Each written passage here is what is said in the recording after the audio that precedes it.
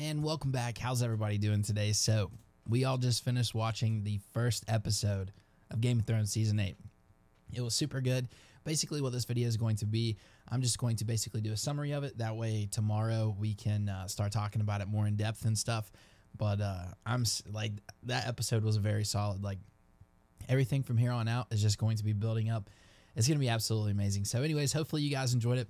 So basically, I wrote down some stuff as I was watching. It was kind of hard because I didn't want to take my eyes off of it, but I just wanted to do a really cool summary. That way you guys can leave some comments, and then we'll talk about it tomorrow, like a real good breakdown. So anyways, Season 8, Episode 1.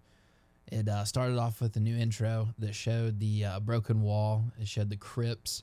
It showed them going like through the Red Keep. It was more 3D. It was very, very cool. So I'm sure most of you guys have seen it, but anyways, they start off the first episode just like they did with the pilot. It's a boy running through it. I couldn't tell if it was like an outer section of Winterfell or if it was actually Wintertown. I think it was probably Winterfell. But anyways, a boy is watching Dany and like all of her Unsullied and everybody come through. He's watching just like Bran. Like, it shows him kind of running as obviously the big army's moving through. He even ends up climbing a tree.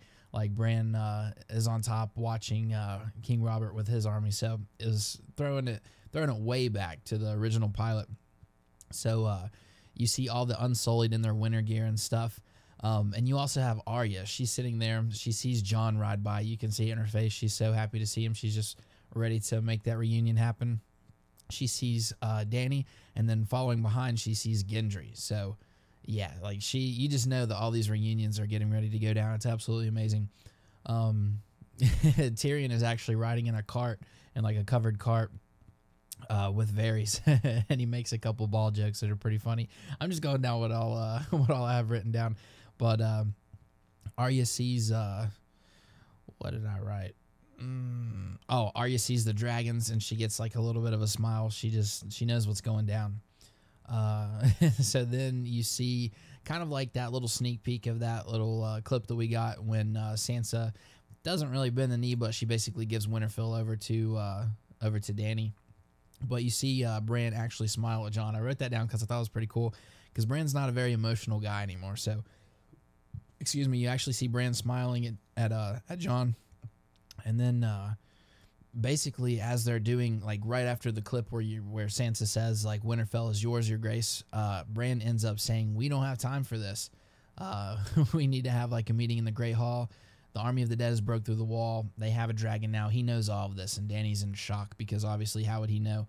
Because he's a seer. So anyways, they have this big meeting in the Great Hall with the lords and stuff of the surrounding families and stuff, the northern lords.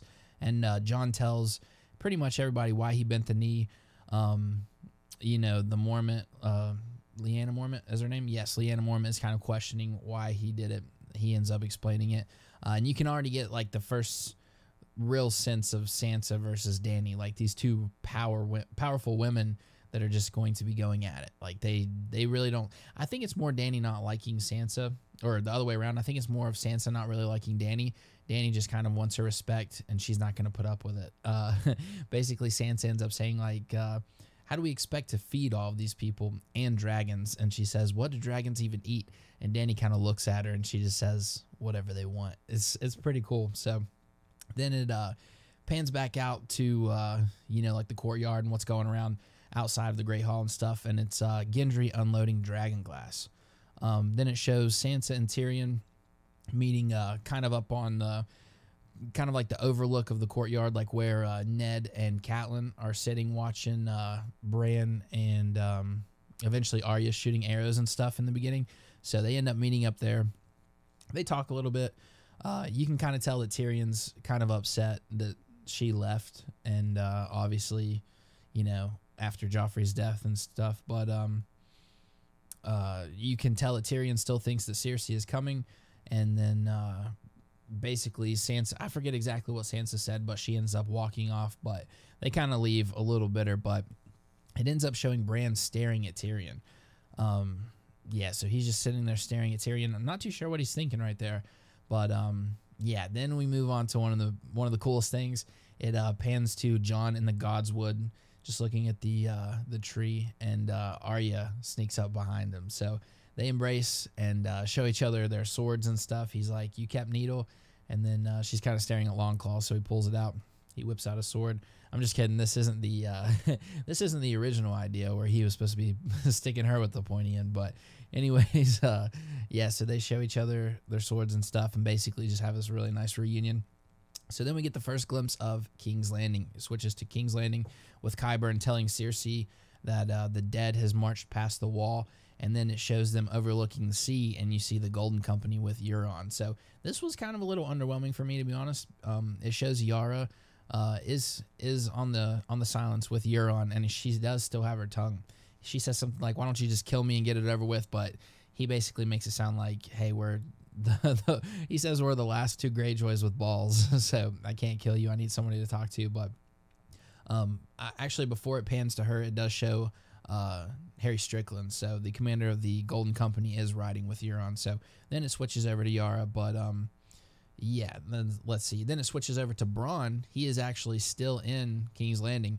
He's doing pretty good for himself. He's got 3 girls in his bed. Yeah, they're having sex. That's the first sex scene of Game of Thrones Season 8. Qyburn interrupts, coming in saying that the Queen wants him to kill her brothers and hands him a crossbow. So that's going to be very interesting, because Bronn says something basically like the Queen has given me a lady and a castle, whereas Jaime hasn't really given anything. But he also says something like, but she also took it away. But Qyburn makes sure to say that was Jaime's doing. So I don't know. Bronn is a sellsword. I can't see him turning on Tyrion or Jaime, but I don't know. They could play his character pretty much any way they want to, because I think they've already went so far from what his original character was even supposed to be like. And of course now there's no book content, but I just feel like they can really play him whichever way they want to. So that's going to be super interesting. But yeah, so he hands him the crossbow, and then you do not see Bronn for the rest of the episode. It pans back. I'm pretty sure before this, actually, right before that, I think Euron actually was talking to Cersei, and he was basically like saying, "Hey, you haven't shown me any affection. I want a queen." And Cersei says, like, if you want a whore, go buy one. If you want a queen, you need to earn it. And then he's talking about all this good things he does. So then it shows Bronn and his women and Qyburn, but then it switches back over, and you can tell that Cersei and Euron just had sex. So they're hooking up, and it's pretty weird at the end. He grabs her belly, and I was like, oh shit, does he know? But he says something about wanting to impregnate her, and then he leaves. So that was pretty interesting. So she's still drinking wine too. I don't know if that means she's not pregnant or if she just doesn't care, because you ain't really supposed to consume alcoholic beverages when you're pregnant, Cersei.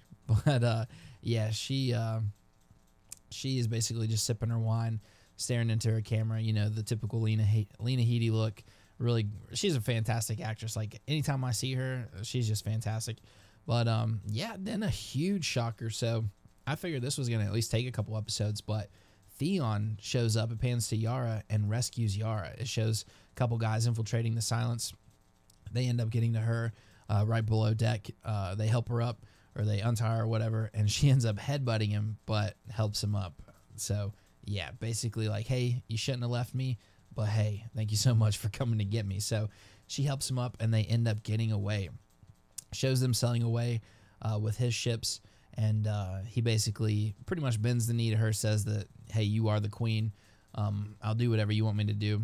And Yara's like, you do want to go back to Winterfell, right? And Theon, you can tell he wants to. So, yeah, she allows Theon to head to Winterfell. So then it switches back over to Winterfell. I know I'm just kind of reading through this, but I just wanted to get a real good summary going down, just so we can use this for more videos and stuff. It shows back to Winterfell, or it goes back to Winterfell. The Karstarks show up. And then you have Davos, Tyrion, and Varys kind of talking. They're discussing Jon and Dany. You can kind of tell that Varys really isn't for both of them. Maybe that he's not for both of them, but he doesn't think it's going to last. So I feel like those three are going to kind of come up with a backup plan just in case the relationship doesn't work out. So they're looking at Jon and Dany, who are watching over like the preparations for war, like they're building catapults and stuff like that. Excuse me. So they just have a little bit of a conversation. it switches over to Jon and Dany. You can, see them preparing for the war to come. They've made it known that they want to make the last stand there. So they're basically just talking a little bit about Sansa, how Sansa doesn't really like Dany. And Jon talks about how she thinks she's smarter than everybody. So he's kind of, what's the word? He's kind of firing at Dany or at Sansa a little bit. But sorry, I'm super tired too, by the way. I've had no sleep over the last couple of days, and I'm just so excited. But yeah, he's throwing a little bit of shots at Sansa, but it basically, I guess, military men end up coming up to Dany, telling her that I guess the dragons aren't eating very well. So of course, Jon and Dany, they go to the dragons. I'm pretty sure one of the scenes has been shown in a trailer where it's them walking up to both the dragons. And yeah, Amelia C's gonna love this one. This is where Jon rides a dragon.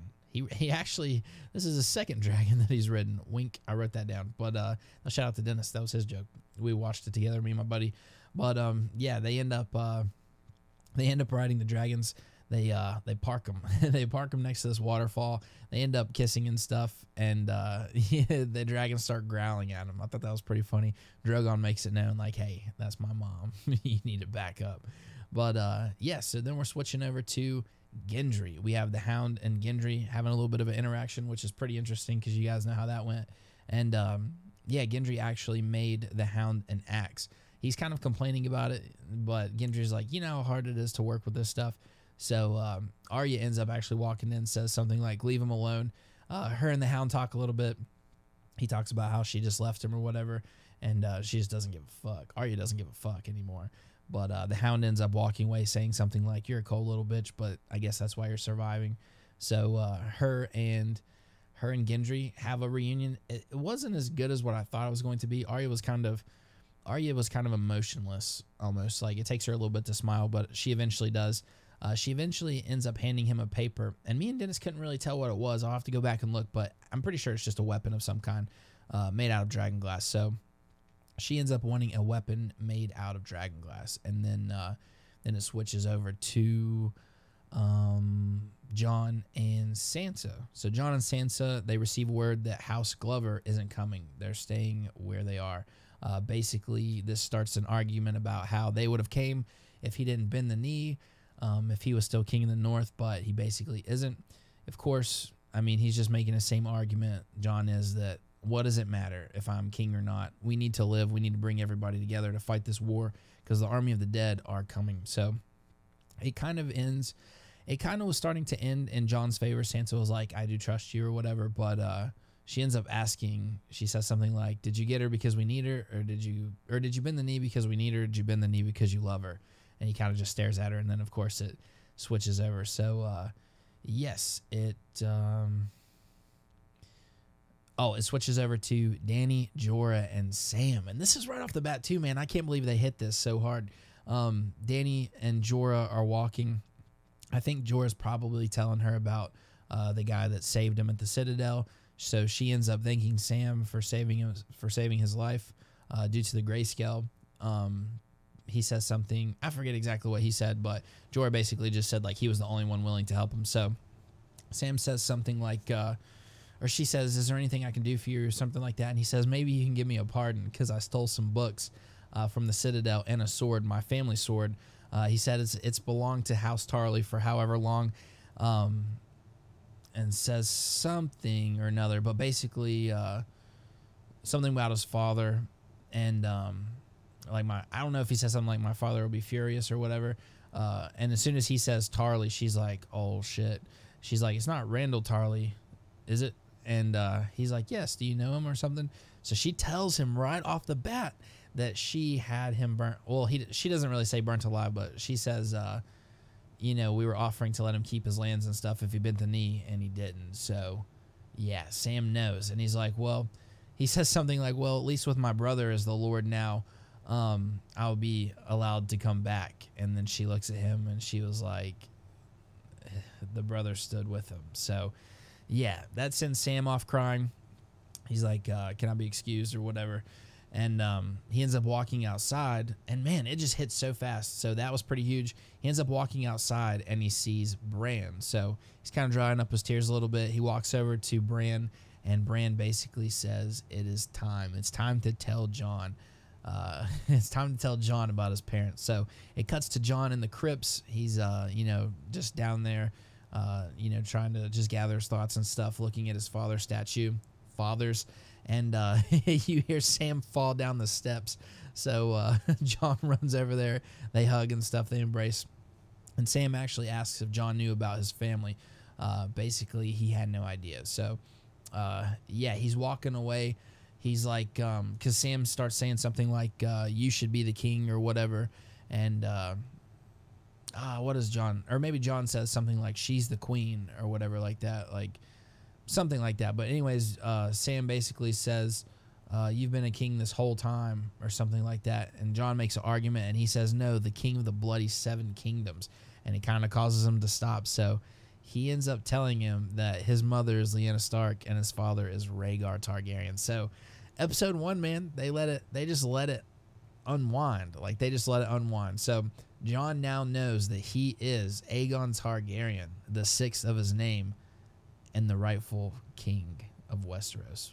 Yeah, pretty fucking crazy. Well, not of Westeros, but king of the 7 kingdoms. So, looks like we got an appearance from the kitty cat.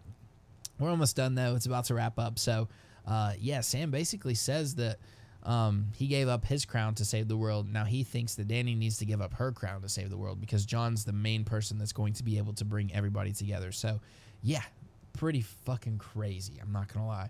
But then, even something cooler. Well, maybe not cooler, but something almost as cool. It switches over to Tormund and Beric, and me and Dennis were kind of guessing they were at the last hearth. I'm pretty sure they're at the last hearth. But, it shows them, like, they're basically looking for survivors and stuff. You can tell that it's already been raided by the Night King. They're walking past, like, a little corner. They hear something, and then on the other side, Dolorous Ed runs into him. And Ed's like, he's got blue eyes. And Tormund's like, I've always had blue eyes. They end up hugging, and they're talking about it. They're just walking through, seeing if they've seen anybody. And, yes, the Night King has actually left them a message. It is I think it was the young Umber boy. He's actually stabbed and, like, pinned to the wall with arms cut off, leaving, like, a swirl symbol. Yeah, so it's basically the Night King leaving them a message. And the boy ends up screaming because his eyes start glowing blue, and they end up, Beric Dondarrion ends up lighting him on fire. I think it was Beric. So, yeah, pretty fucking crazy. And just when you thought it was super crazy, it shows a hooded figure riding into Winterfell. He gets off his horse, and it's Jaime Lannister. You can see him kind of looking the direction of the camera, and in the corner of the screen, you can see the wheelchair wheel of Bran's wheelchair.